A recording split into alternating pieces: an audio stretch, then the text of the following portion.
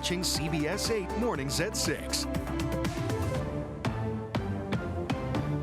Good morning, San Diego. So glad you're waking up with us here on CBS 8. It's 6 a.m. I'm Eric Connert. And I'm Netta Irampoya. Hopefully you had a great weekend. Here we go, a work week. Let's check in with meteorologist Vanessa Paz joining us this morning.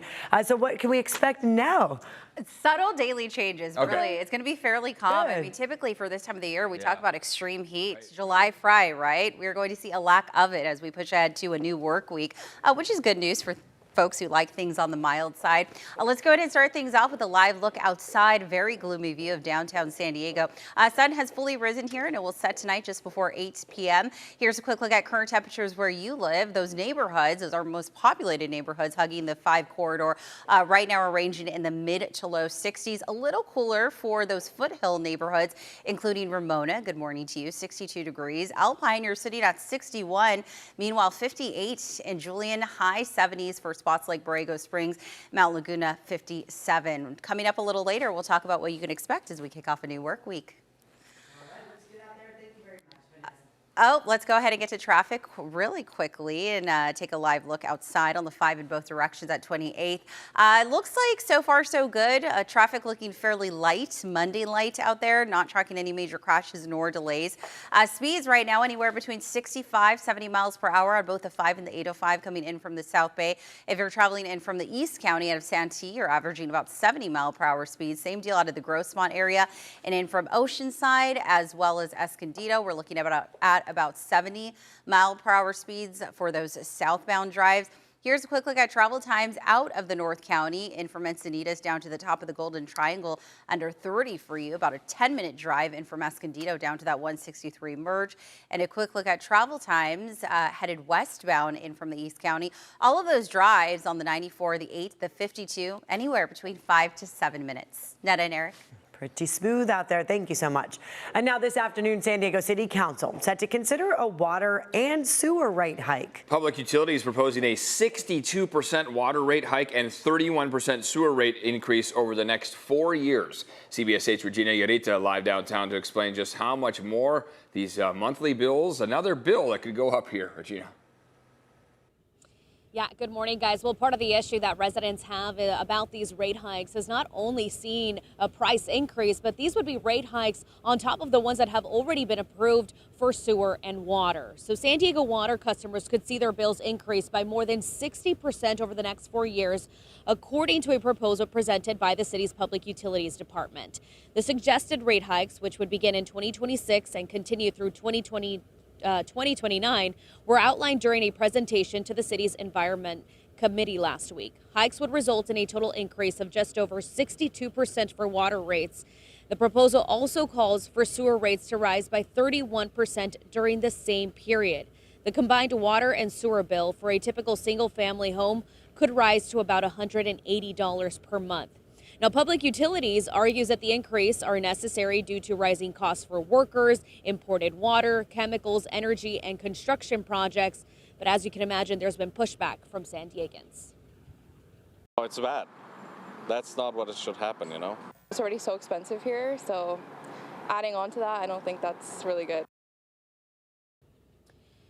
And so the proposal will now go for the full city council starting today, but there is going to be a public hearing scheduled on September 30th. Eric and Netta, I'll send it back to you. Regina, thank you. This morning, the Education Department is expected to release over $1 billion in grant money for after-school programs. This comes after the Trump administration froze more than $6 billion earlier in the month. CBS 8's Chris Grow joining us here in studios to give us the details of what is happening with money now, Chris. Right.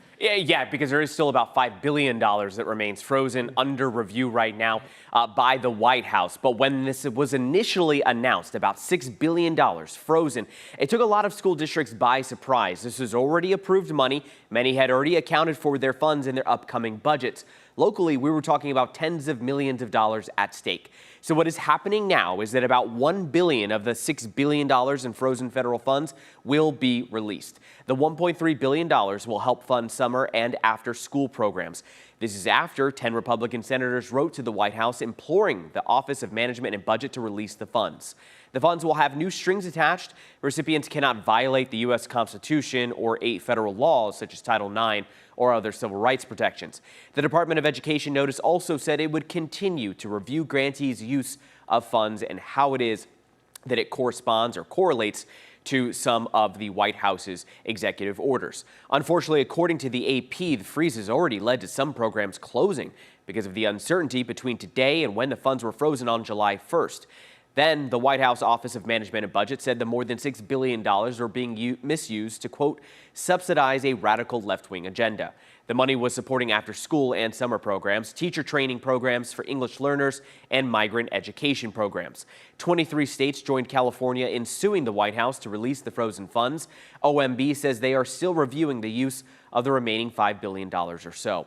Now, when this happened, the largest school district in our county, San Diego Unified, was set to lose about $50 million. We reached out to them this morning to see how much of the released money for after-school programs, summer programs, they potentially expect to receive now. Eric and Netta. All right, Chris, thanks for that. This morning, Alaska Airlines resuming operations after a software outage caused the company to issue a ground stop for its entire fleet. Alaska saying, quote, there will most likely be residual impacts to our flights. It will take time to get our overall operations back to normal, end quote. At last check, San Diego International Airport had 4 delays on arrivals and 1 delay on departures. But be sure to check your flight status in case you have any issues if you're flying Alaska today.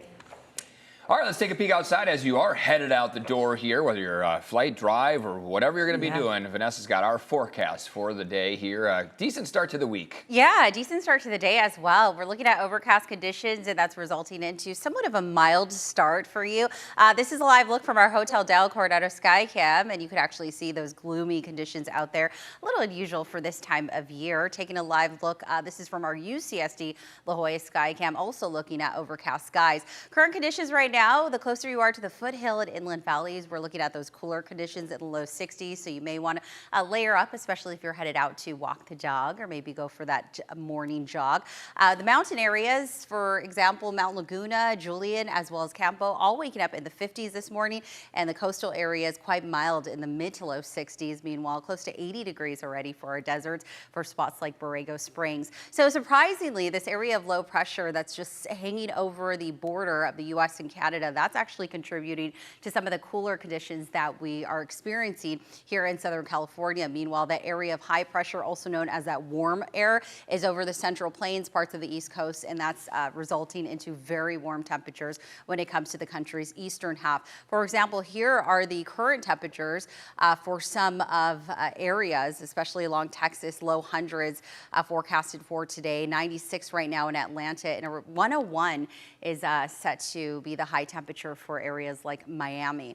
Taking a look at our forecast radar, we will continue to see that marine layer push on through between the 5 and the 15 corridor. The inland valleys will see a mix of sun and clouds, but the coastal areas will actually see some of those clouds struggle to clear as we progress through the day. In fact, today's highs are going to be in the low 70s for areas like National City as well as Chula Vista.